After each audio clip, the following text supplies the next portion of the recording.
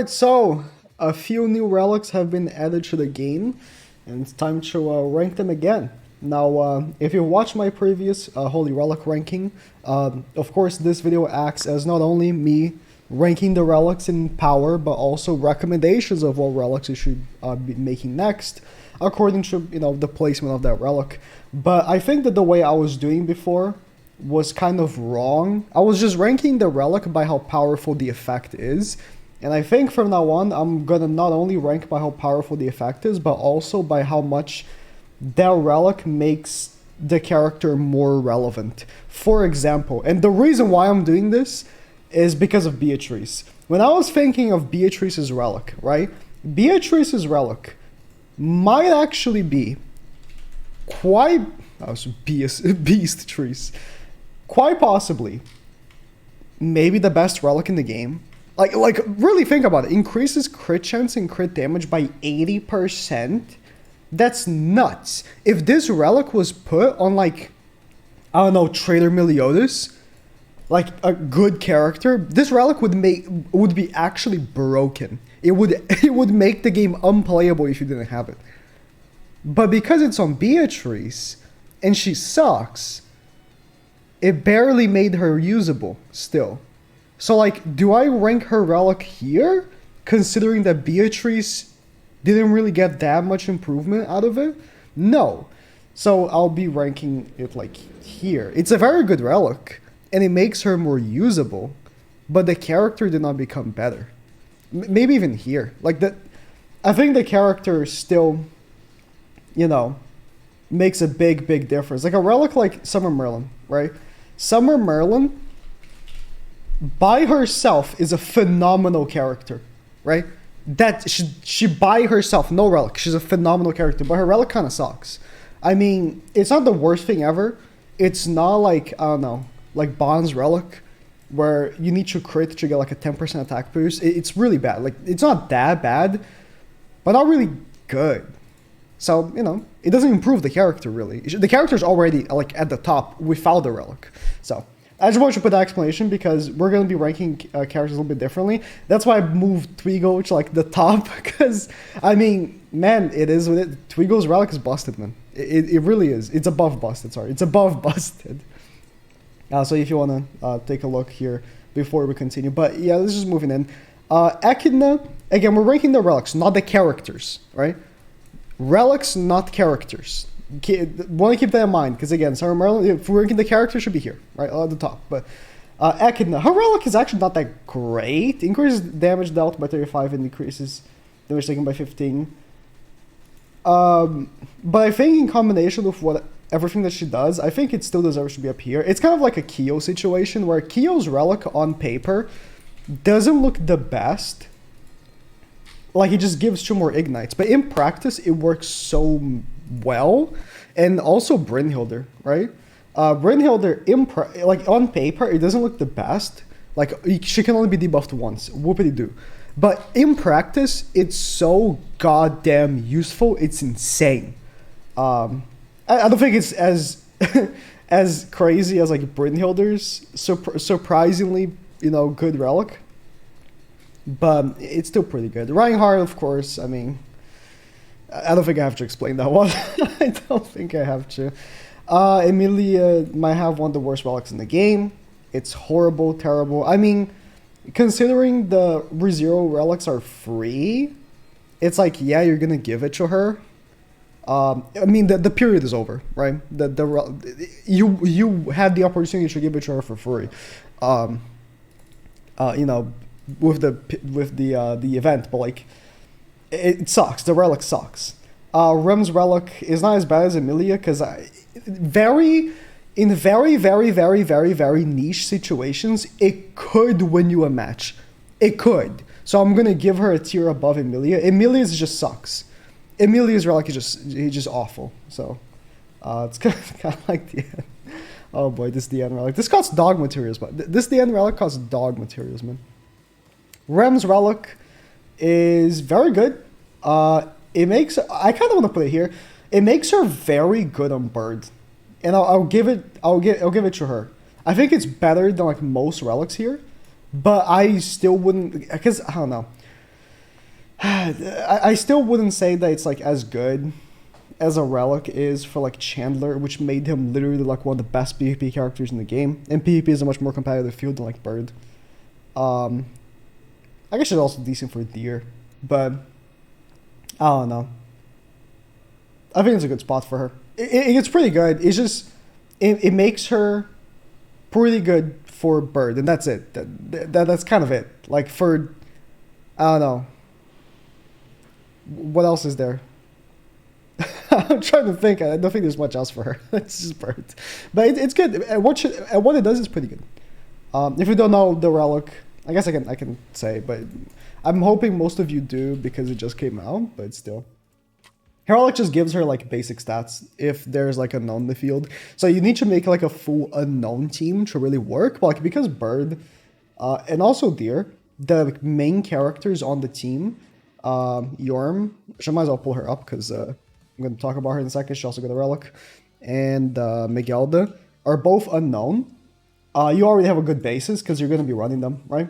So if you already have them, it's really good.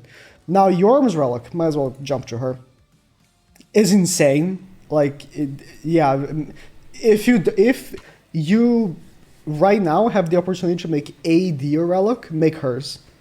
If you already have Jormungandr, this relic is going to make Deer like even more of a joke. Like still the last phase of Deer, where you have to not drop him under 20%, is still kind of annoying even with the relic. And sometimes it can be even worse with the relic because you're going to be hitting them so hard with your super powerful team, having Jormungandr not only giving her passive, but also ranking up everyone. It's like you're so strong that you accidentally do too much damage to the boss. And that seems like a problem you wouldn't have, but you do. On Deer you do, because you don't want to drop him under 20% and not kill him. It becomes a really big issue when using this relic. But other than that, I think for most players it's not as big of a problem as like super high-end players, right? Now Kozak is an interesting one because I've used it quite a bit. I think I didn't use it as much as I maybe should have because I kind of just got the gist of it. It just gives him crit damage, and it's kind of a similar situation to Rimuru, but not really, because Rimuru. Let me pull up Rimuru. Rimuru is not actually getting 80% pierce, right? He's not getting 80% pierce. Realistically, he's getting 240% pierce because he triples it, right? But it's pretty good. It didn't make him as like dominant as like Chandler. Like Chandler, Zeldris, and Kozak have been the 3 demon relics we've got so far. And for Zeldris, his relic is amazing. Like his relic lowers attack related stats on the enemies. It's so good. Chandler's is like out of this world. I like. On paper, I looked at Chandler's relic and I was like, this relic is okay. But in practice, with what Chandler already does, lowering the enemy stats when they attack you, and the counters, the one thing I didn't like was like him lowering his own damage by having the relic, because the relic gives you damage reduction, and you want to take more damage for the counters to do more damage, right? That's how Chandler's counters work. Unlike any other counter in the game, I don't think any other counter does that, unless I'm forgetting someone.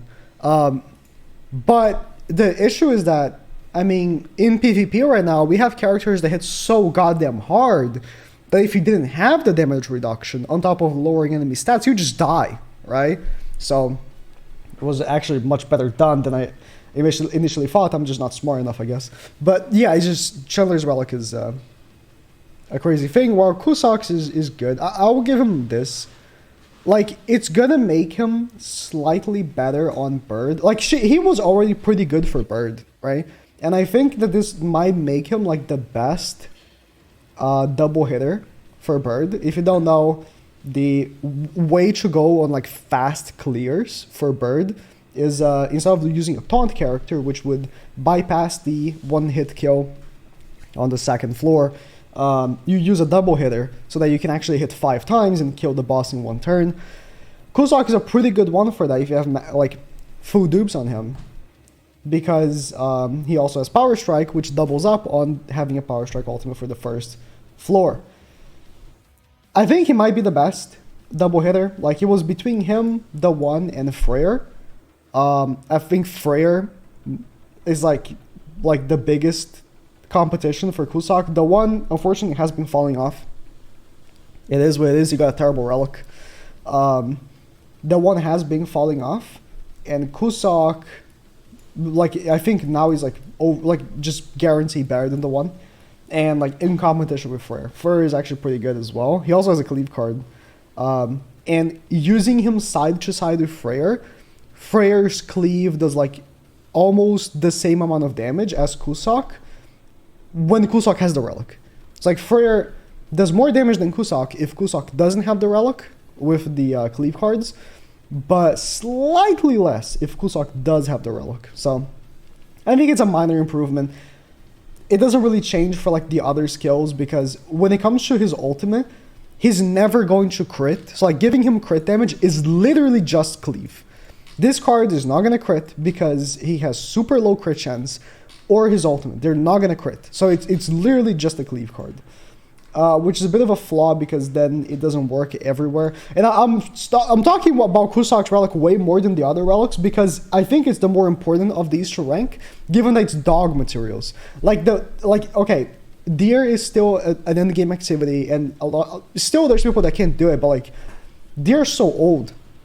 There's so many Deer relics. Dogs are still fresh, and very low percentage of the player base can beat dogs still, because they were designed to be super annoying and super hard.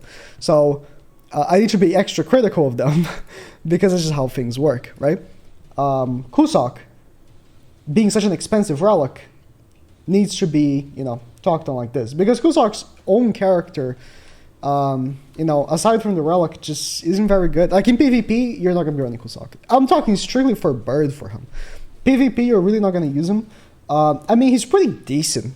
You can have fun with Kozak. For real, you can hit decently hard and you can have fun. You're not going to be very competitive with Kozak, unfortunately, because it's a pretty fun character. But yeah, he's not as good as Eldris and Chandler. I wonder if Kozak getting a relic means that we're getting Demon Kozak, because as it has been with the demons, we got Zeldris' relic, but then we got new Zeldris. We got Chandler's relic, then we got new Chandler. We just got Kozak's relic. Are we gonna get a new Kozak? We'll see. And if so, that might be even worse for his relic if the new Kozak is like much better than this Kozak. But that's about it. Let me know what you think. Is there a ranking you think I should change? I think it's pretty good. The only characters I'm like contemplating moving is like, I kind of would think Rem could go up here. Like her relic is very good. I could move Echidna down just from the power of the relic. Like the characters are very powerful. Kyo has been falling off. It's crazy because Kyo's kind of old now, but he's still pretty good. Kyo has been falling off, so I kind of also want to move him down. And I think that's it. All the other relics are still like super powerful. Like the relics that are powerful, you can tell. Like they make a big difference on the characters. Like Green Sauriel's relic, I could also move up. I think I can move up. Green Sauriel gets quite a bit better with the relic. In a character like Merlin, like she got quite a bit better with the relic, but she's been falling off. So do I want to move her down? I don't know. I don't know. You know what I mean? But yeah, that's about it.